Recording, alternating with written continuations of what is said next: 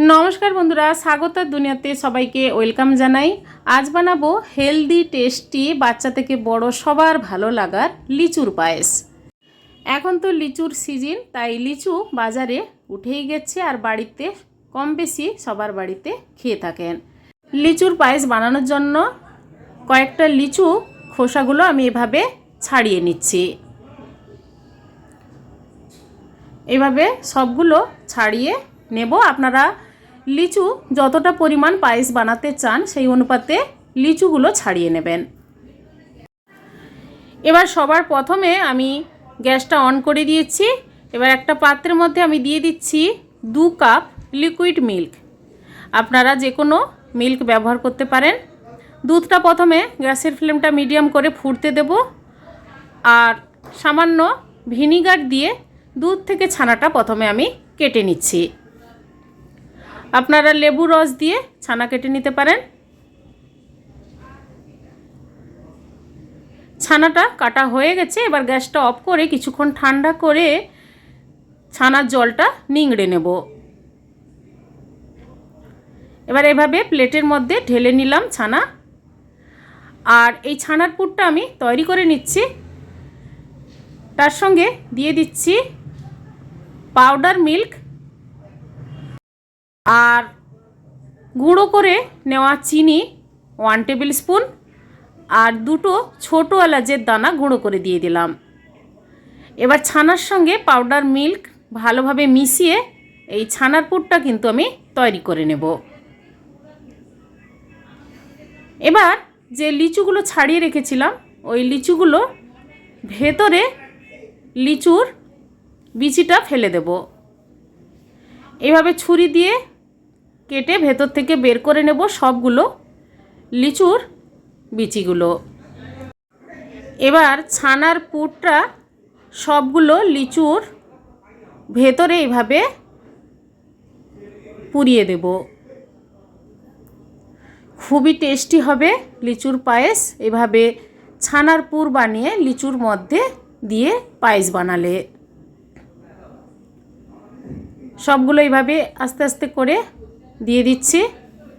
আপনারা খোয়া ক্ষীর দিয়ে এইভাবে পুর বানিয়ে দিতে পারেন। সবগুলো লিচুর মধ্যে ছানার পুরটা পুরিয়ে রেডি করে নিলাম। এবার গ্যাস অন করে কড়াইয়ের মধ্যে দিয়ে দিচ্ছি 500 গ্রাম দুধ। প্রথমে দুধটা আমি ফুটতে দেব মিনিট 7 টাইম দিয়ে আস্তে আস্তে করে অনবরত নাড়তে নাড়তে দুধটা ঘন করে ফুটিয়ে নিতে হবে। এরপর দিয়ে দিচ্ছি লাল বাতাসা। আপনারা এখানে কনডেন্স মিল্ক ব্যবহার করতে পারেন, তা না হলে চিনি কিংবা বাতাসা দিয়ে এই দুধের মিশ্রণটা করে নিতে পারেন। বাতাসাটা দুধের সঙ্গে মিশিয়ে নেওয়ার পর আমি দিয়ে দেব 2 থেকে 3টে ছোটো এলাচের দানা।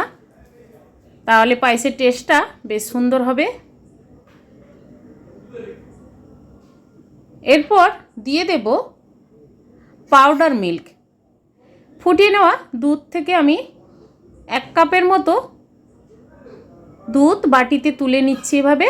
তারপর পাউডার মিল্ক এই দুধের সঙ্গে মিশিয়ে দেব।